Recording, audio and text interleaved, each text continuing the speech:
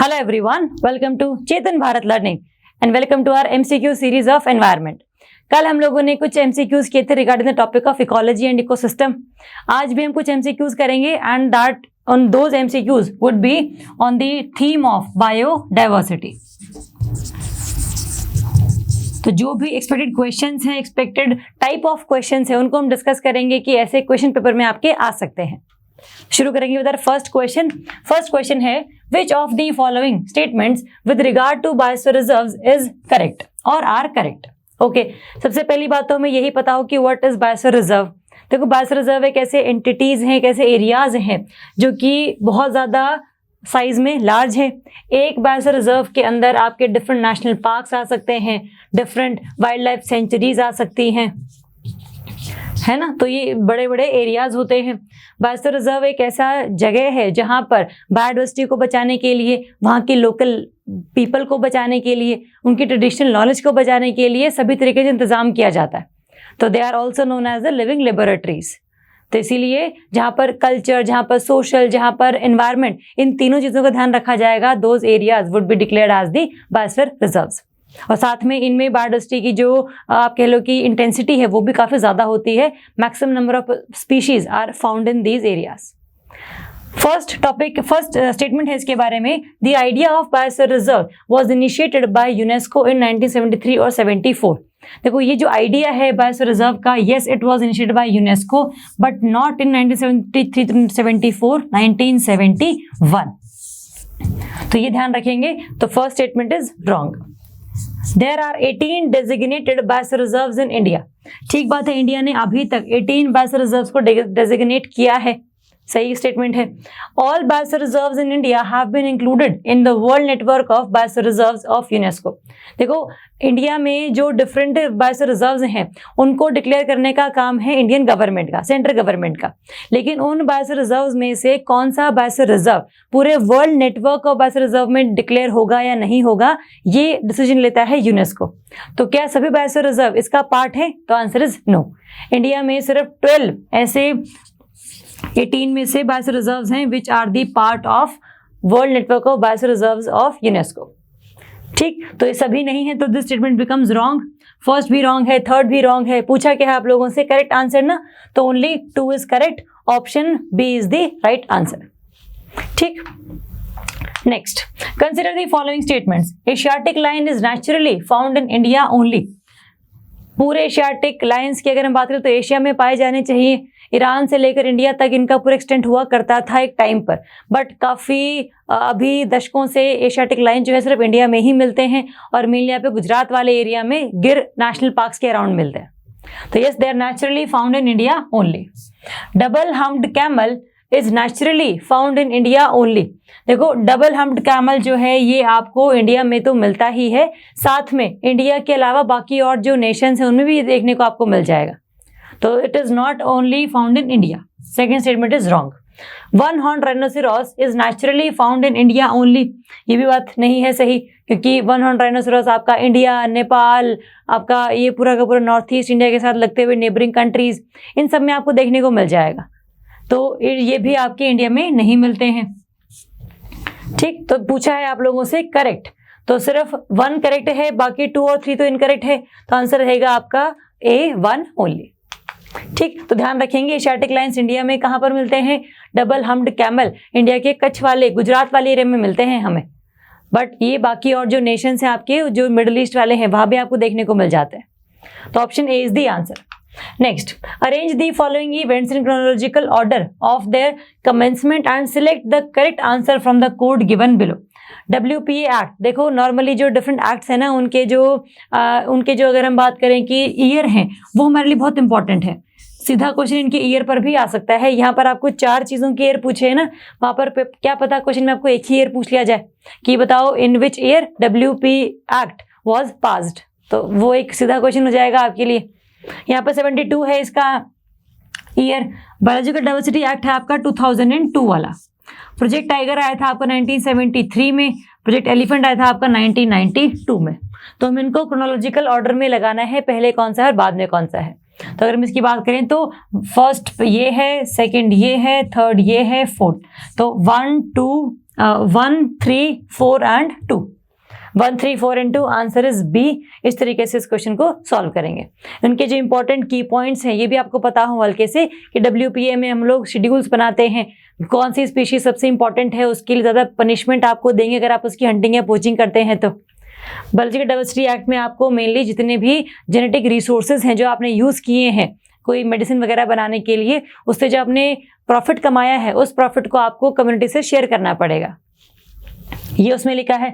Tiger project आपको clarity होनी चाहिए कि टाइगर्स की कंजर्वेशन को प्रमोट करने के लिए चलाया गया था सेंट्रल गवर्नमेंट के द्वारा, और एलिफेंट की पॉपुलेशन को बढ़ाने के लिए 1992 में सेंट्रली स्पॉन्सर्ड स्कीम चलाई गई थी बाय इंडियन गवर्नमेंट। तो आंसर इज बी, 1, 3, 4 एंड 2। ठीक, next, in India Indus dolphin one of the world's rarest mammals is mainly found in which of the following rivers? Ganga, Kaveri, Brahmaputra और ब्यास। देखो हम लोगों ने इंडस डॉल्फिन की बात करी है, इंडिया में गंगेटी डॉल्फिन तो मिलती ही मिलती है, इंडिया में इंडस डॉल्फिन भी मिलती है और ये रिवर है आपकी डी, ब्यास। अगर आप ब्यास रिवर में देखो तो ultimately Beas river Indus river में ही जाकर मिलती है, तो इंडस रिवर की जो डॉल्फिन्स हैं वो ब्यास रिवर में भी आपको देखने को मिल जाएंगी। Otherwise Ganga is famous for the Gangetic dolphin. अगर हम इंडस डॉल्फिन की बात करें तो इसका जो नाम है इसको हम लोग कहते हैं भूलन। इसका जो नेम है साइंटिफिक नेम के अलावा जो आपका कॉमन नेम है दैट इज भूलन। तो option D is the answer. Next, which of the following statements about biodiversity hotspots are correct? First, biodiversity hotspots are identified by the International Union for Conservation of Nature and Natural Resources. कि biodiversity hotspots आपके IUCN के द्वारा identify किए जाते हैं। Yes, that statement is correct. Second, biodiversity hotspots are defined according to their vegetation. ठीक बात है, अगर vegetation अच्छी है तो उनको हम डिक्लेयर कर देंगे, और साथ में अगर वेजिटेशन बहुत ज़्यादा डिसरप्ट हुई है तो भी उनको हम डिक्लेयर कर देंगे ताकि इनको हम बचा सकें फ्यूचर के लिए। तो यस, वेजिटेशन कैसी है उसके हिसाब से इनकी बायोडाइवर्सिटी हॉटस्पॉट्स का जो टैग है वो उनको मिलता है। In India Eastern Ghats and Western Himalayas are the biodiversity hotspots. India में there are total 4 biodiversity hotspots, ये भी आप लोगों ने ध्यान रखने हैं, जिसमें ईस्टर्न घाट्स नहीं हैं बल्कि आपके वेस्टर्न घाट्स हैं। वेस्टर्न हिमालयाज नहीं है जिसमें आपके ईस्टर्न हिमालयाज हैं। 2 तो यही वाले हो गए आपके बायोडाइवर्सिटी हॉटस्पॉट्स। थर्ड है आपका इंडो बर्मा रीजन, जहां पर आपके जो पूर्वांचल हिल्स हैं, नागा, मनी, मिजो हिल्स, वो वाले एरियाज। और फोर्थ है आपका निकोबार एंड अंडमान एंड निकोबार वाला एरिया, जो कि इंक्लूड होता है आपका सुंडा बायोडाइवर्सिटी हॉटस्पॉट के अंदर। तो सुंडा आइलैंड जो है आपके इंडोनेशिया वाले, उसका ही जो नेक्स्ट आप कह लो कि एक एक्सटेंडेड एरिया है, अंडमान निकोबार तक पहुंचता है, तो निकोबार वाला एरिया भी जो है आपका हॉटस्पॉट्स की कैटेगरीज में आता है। तो 4 हैं ये 2 तो नहीं है जो लिखे हुए हैं ऑप्शन में, तो दैट स्टेटमेंट इज रॉन्ग। पूछा क्या आपसे करेक्ट, तो फर्स्ट और सेकंड करेक्ट है, तो आंसर रहेगा आपका ए, 1 and 2 only. Third is wrong क्योंकि उल्टा लिखा हुआ था। Next, which of the following statement about olive ridley turtles is correct? Okay, they are the smallest and the most abundant of all sea turtles found in the world. इनकी खास बात ही यही है, एक तो ये बहुत ज़्यादा छोटे हैं और बहुत ज़्यादा abundance में ये पाए जाते हैं। So this statement is correct. They live in warm waters of Pacific, Atlantic and Indian oceans. ठीक है, oceans में पाए जाते हैं। माइग्रेटरी आपके टर्टल्स हैं, कभी पैसिफिक में है, कभी अटलांटिक में है, कभी आपके इंडियन ओशन में है। The Coromandel Coast in India is the largest mass nesting site for the olive ridley turtles. India में ओडिशा का जो एरिया है that is known for the olive Ridley turtles. ये हमने कल भी हल्का सा डिस्कस किया था। मैंने आपको बताया था कि जो गहीर माथा जगह है उड़ीसा में और जो आपकी गंजम डिस्ट्रिक्ट है उड़ीसा में कोस्ट पर, वो इंडिया की पूरे वर्ल्ड की सबसे लार्जेस्ट मास नेस्टिंग साइट है फॉर दीज टर्टल्स। तो this option is wrong. Coromandel coast क्या है आपका, तमिलनाडु वाला कोस्ट है। तो 1 और 2 सही है, थर्ड गलत है। पूछा क्या है आपसे करेक्ट, तो answer would be 1 and 2 only, option B. ठीक, next, which of the following is not an example of in situ conservation strategy. देखो कंजर्वेशन 2 तरीके की होती है, एक होती है आपकी एक्स सीटू, जहां पर आप किसी भी स्पीशी को उसकी जगह से उठाकर कहीं और ले जाते हो और वहां पर उसे कंजर्वेशन करते हो। फॉर एग्जाम्पल हो गया आपके जूज, जूज में आपने एनिमल्स को रखा हुआ ताकि उनको कोई हंट या पोच ना कर दे, इसीलिए इसको हम कहते हैं एक्स सीटू कंजर्वेशन। और एक है आपकी इन सीटू कंजर्वेशन, जिसमें आप स्पीशी को वहीं पर ही रखते हो और वहां पर आप लोगों को वहां से निकाल देते हैं या फिर कोई स्ट्रैटेजीज इस तरीके से अपनाते हैं कि that conservation strategy becomes in situ. This is on location and ex situ is your off location conservation strategies. ठीक, अब इसमें पूछा है कि कौन सा इन सीटू का एग्जाम्पल नहीं है। देखो biosphere reserve, national park, secret groves, ये सारे ऐसे एरिया है जहां पर हम इनको डिक्लेयर करते हैं कि आज से ये एरिया आपका बायोस्फीयर रिजर्व है। इसका मतलब इसमें किसी भी तरीके की जो इंटरफेरेंस है ह्यूमंस की वो अलाउड नहीं की जाएगी, और खास करके वो इंटरफेरेंस जो कि इनको नुकसान पहुंचाएगी वो तो बिल्कुल ही नहीं की जाएगी। तो ये तीन तो आपके इन सीटू कंजर्वेशन का पार्ट है, क्योंकि यहाँ पर आप स्पीशीज को नहीं हटाते हैं उनकी जगहों से, जो वहाँ पर एक्स्ट्रा ह्यूमन इंटरवेंशन है उसको आप हटा देते हैं।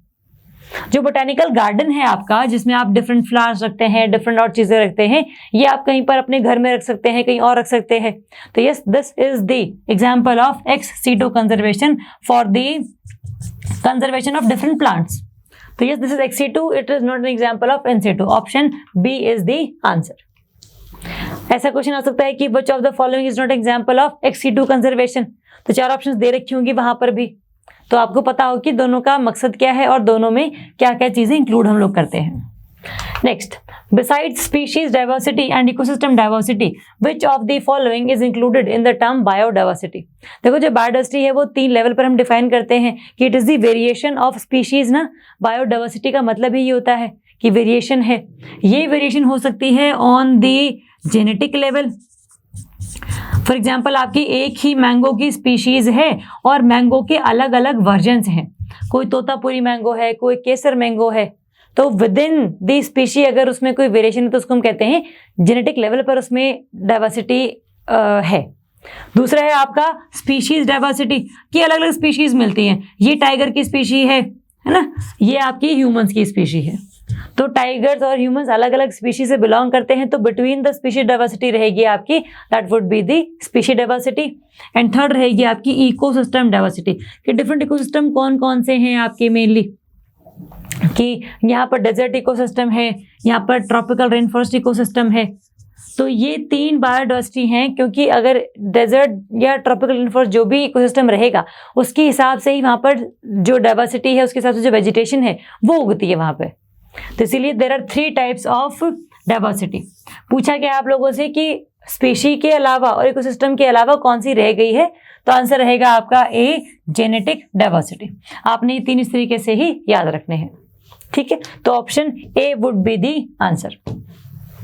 Next, consider the following statements. Red panda in its natural habitat is found in eastern Himalayas. ठीक बात है, रेड पांडा ईस्टर्न हिमालयस में देखने को मिलता है हमें, है आपका ये एंडेंजर्ड कैटेगरी में। दूसरा, घड़ियाल इन its natural habitat is found in Bhitarkanika mangroves. देखो, भीतरकनिका मैंग्रोव्स तो आपके डिफरेंट और क्रोकोडाइल्स के लिए फेमस है। जो पे घड़ियाल्स हैं वो आपको देखने को मिलते हैं रिवर चंबल में। तो चंबल सेंचुरी जो है it is famous for the presence of gharials in India. तो this statement is wrong. First हमारी करेक्ट है। पूछा भी क्या है हम लोगों से, करेक्ट। तो आंसर क्या रहेगा आपका ए, 1 ओनली। ठीक, तो ध्यान से देखना कि करेक्ट पूछा है कि इनकरेक्ट पूछा है। Next, with reference to Loktak lake consider the following statements. First, Loktak lake is a fresh water lake in north eastern India. ठीक बात है, फ्रेश वाटर लेक है, नॉर्थ ईस्ट इंडिया में है, मणिपुर में लाई करती है, सही स्टेटमेंट है आपकी। Loktak lake carries floating islands that are made up of decaying masses of vegetation, soil and organic matter. जैसे जो आपकी लेक है ना पूरी की पूरी, उसके ऊपर जो डिफरेंट आइलैंड्स हैं वो फ्लोट कर रहे हैं। ये जो आइलैंड्स हैं उनको हम कहते हैं फुमडीज। ये फुमडीज इस तरीके से हैं कि ये यहाँ पर आपकी एल्गी देखने को मिल जाएगी, आपको डेड ऑर्गेनिक मैटर देखने को मिल जाएगा, ह्यूमस यहाँ पर है प्रेजेंस इसमें आपकी। इसमें जो डिफरेंट और आप कह लो कि डिफरेंट वैरायटीज हैं स्पीशीज की, वो देखने को मिल जाती हैं। तो ये फ्लोट करते रहते हैं आपकी लेक पर। तो ये इस तरीके के छोटे छोटे आइलैंड्स बन जाते हैं, जो आइलैंड्स नहीं बेसिकली जो एक एरिया है जो कि लेक का वो कवर करना शुरू कर देते हैं। तो वो जो है आपका लोग तक लेकर फ्लोटिंग आयलैंड्स हैं इसमें, जैसे वेजिटेशन भी है काफ़ी ज़्यादा, सॉइल भी बन जाती है, ऑर्गेनिक मैटर तो है ही है यहाँ पर because of dead organic matter. तो this statement is also correct. पूछा क्या है आपसे, करेक्ट, दोनों ही सही है, तो आंसर क्या रहेगा आपका सी, बोथ 1 and 2। ठीक, इसका स्टेट इंपॉर्टेंट है, ये फ्रेश वाटर है, सॉल्ट वाटर है, ये इंपॉर्टेंट है, और इसके ऊपर जो बनते हैं उनका नाम क्या है, याद रखेंगे। Next, which of the following is not responsible for the increase in the biodiversity of an ecosystem, कि किसी भी इकोसिस्टम में अभी 4 नंबर ऑफ स्पीशीज रहती है, अगर उनको 4 से 6 होना है या 6 से 12 स्पीशीज होनी है, तो उसमें से कौन सा ऐसा फैक्टर है जो कि रिस्पॉन्सिबल नहीं है। देखो, प्रोडक्टिविटी ऑफ द इकोसिस्टम, अगर इकोसिस्टम की प्रोडक्टिविटी बढ़ती है तो ऑब्वियसली जो डिफरेंट स्पीशीज हैं वो इवॉल्व करती हैं, और डिफरेंट स्पीशीज आनी भी शुरू हो जाती हैं डिफरेंट एरियाज से। तो अगर जितनी ज़्यादा प्रोडक्टिविटी रहेगी इकोसिस्टम की, उतना ही ज़्यादा आपकी जो स्पीशीज उसमें आएंगी। तो that is the true statement. Intermediate disturbance, second है आप, इंटरमीडिएट डिस्टर्बेंस का बेसिकली मतलब है कि यहाँ पर बार बार डिस्टर्बेंस होती रहती है और स्टेबिलिटी नहीं आ पाती है। तो जब स्टेबिलिटी नहीं है तो जो डाइवर्सिटी है वो मेंटेन नहीं हो पाती। कभी डिस्टर्बेंस आई, वोल्केनो आ गया, वोल्केनो इरप्ट हो गया, कोई एक स्पीशी जो है वो बिल्कुल खत्म हो गई, एक्सटिंक्ट हो गई, अर्थक्वेक आया, कोई और स्पीशी बिल्कुल एक्सटिंक्ट हो गई। तो डाइवर्सिटी बढ़ाती नहीं इन डिस्टर्बेंसेस, बल्कि डाइवर्सिटी को कम कर देती है। तो yes, this is not responsible. Age of the ecosystem, ये बात सही है, अगर एज ज्यादा है तो वो ज्यादा स्पीशीज को एनकम्पास कर सकता है, तो yes, it is responsible factor. Less number of trophic level, less number of trophic level का मतलब है कि there are less competition between the species, और जब लेस कंपटीशन होता है तो जो रिसोर्स रहते हैं वो सभी के लिए आपको अवेलेबल रहते हैं, तो कोई भी कंपटीशन वाली इंट्रैक्शन में नहीं चला जाता, तो स्टेबिलिटी और हार्मनी मेंटेन रहती है। तो this is also the correct statement. तो ये नहीं है, पूछा भी क्या ना, नॉट रिस्पॉन्सिबल डाइवर्सिटी को बढ़ाने के लिए, तो आंसर क्या रहेगा आपका बी, इंटरमीडिएट डिस्टर्बेंस। ठीक, next, biodiversity is richer in tropical region, polar regions, temperate regions या फिर ओशंस। देखो, मेनली जो आपके ट्रॉपिकल रीजन्स है, क्योंकि वहां पर सनलाइट भी ज्यादा होती है और यहाँ पर रेनफॉल भी ज्यादा होती है as compare to other areas, इसीलिए ज्यादा अमाउंट में जो बायोडाइवर्सिटी है आपको देखने को यहाँ पर मिलेगी। ओशंस में कम है, क्योंकि ओशंस के नीचे जाते जो सनलाइट है वो कम होनी शुरू हो जाती है, तो जो बिल्कुल सरफेस पर है वहीं पर ही डाइवर्सिटी मेंटेन हो पाती है, तो वो बहुत कम है। तो जो आपकी नीचे लेवल है वहां पर सनलाइट की लिमिटेशन की वजह से कम डाइवर्सिटी है। बट ये tropical region are the highest regions, तो option A is the answer. Next, in which of the following states are the famous living root bridges are found? Arunachal, Himachal, Kerala और Meghalaya. Answer is D, Meghalaya.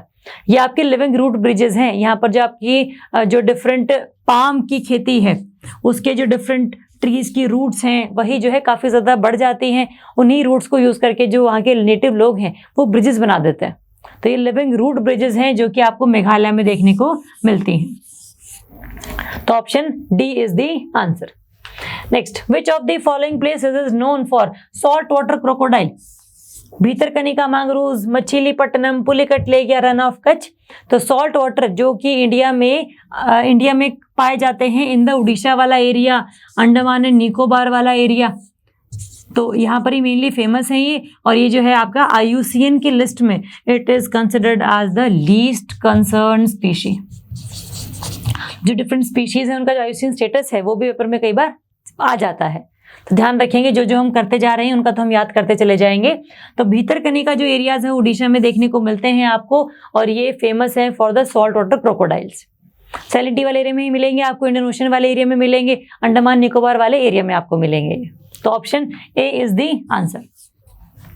Next, which one of the following is not responsible for the extinction of species? कि किस चीज की वजह से species extinct नहीं होंगी? पहला है ब्रॉड निश। देखो, जो निश होता है मेनली वो क्या होता है, किसी भी स्पीशी का रोल, और वो किसके ऊपर डिपेंड करता है कि उसकी जो फूड रिक्वायरमेंट्स हैं वो पूरी हो रही हैं कि नहीं हो रही हैं, उसकी जो हैबिटेट रिक्वायरमेंट्स हैं वो पूरी हो रही हैं कि नहीं हो रही हैं, एक्सेट्रा।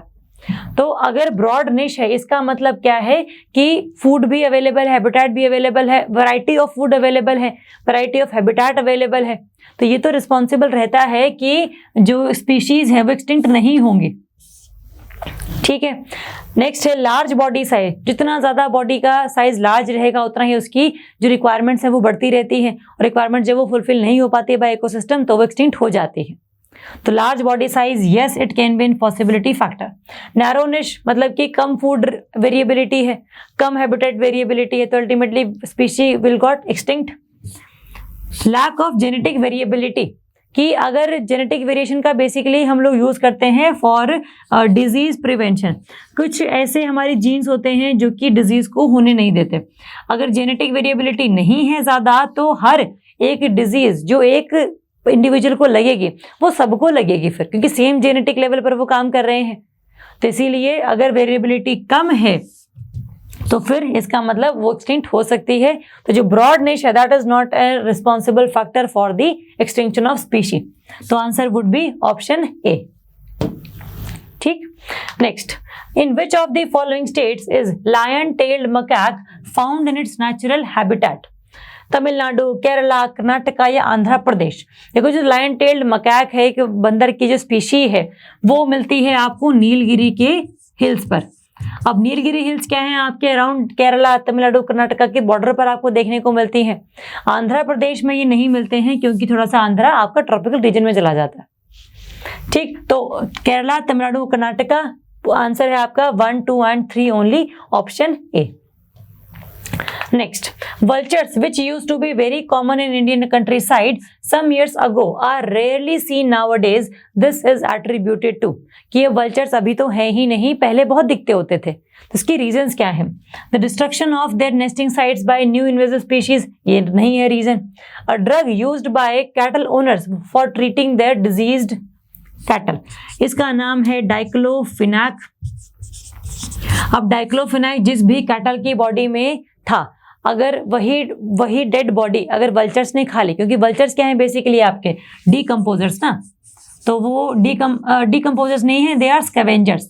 ये डेड बॉडी को खाते हैं, they are the scavengers.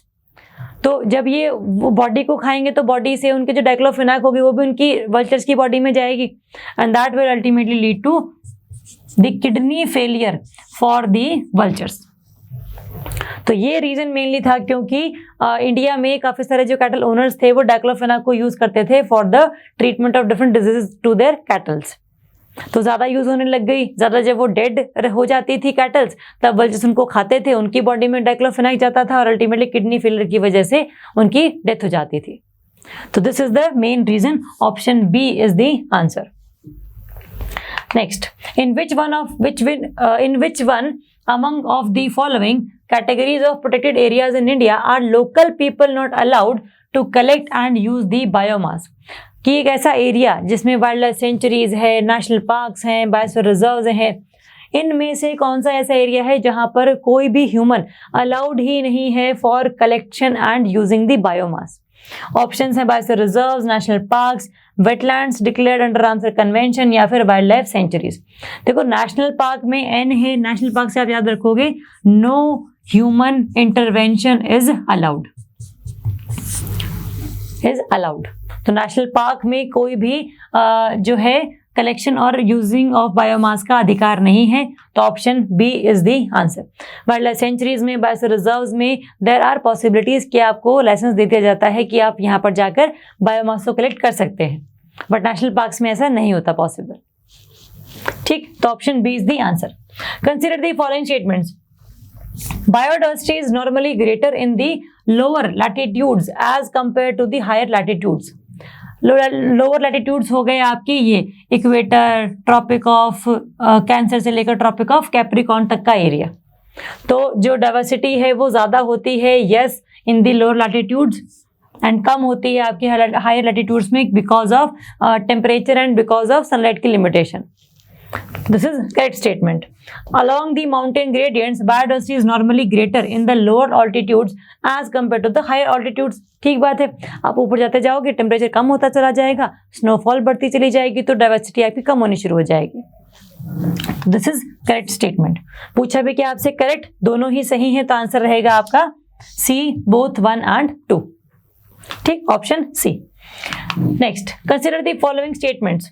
Beta diversity is measured by counting the number of species in a particular ecosystem.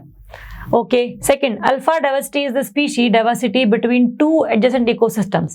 देखो, जब हम टाइप्स ऑफ डाइवर्सिटी की बात करते हैं, मेजरमेंट ऑफ डाइवर्सिटी की बात करते हैं, तो हम तीन बातें करेंगे, एक अल्फा बायोडाइवर्सिटी, एक बीटा बायोडाइवर्सिटी और एक आपकी गामा बायोडाइवर्सिटी।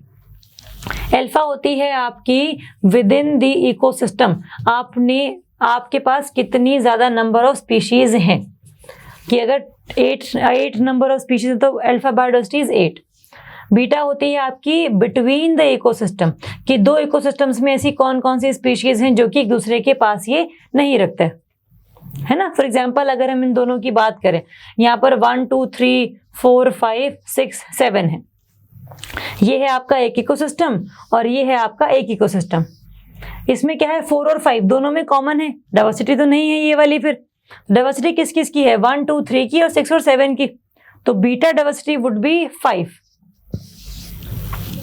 कि बिटवीन द इकोसिस्टम डाइवर्सिटी किस लेवल पर एग्जिस्ट कर रही है, कॉमन जो चीज होगी वो हम निकाल देंगे। गामा होती है, दोनों को हम लोग दोबारा से एक ओवरऑल इकोसिस्टम मान लेंगे कि 1 2 3 4 5 6 7 नंबर आ जाएगा गामा डाइवर्सिटी का, कि जिसमें 4 और 5 हम लोगों ने बीटा में नेग्लेक्ट कर दी थी, क्योंकि हम दोनों के बीच में डाइवर्सिटी ढूंढ रहे थे। गामा में हम लोगों ने इंक्लूड करी है क्योंकि हमने इसको पूरे को ही एक इकोसिस्टम मान लिया है और अल्टीमेटली गामा डाइवर्सिटी निकाल दी है।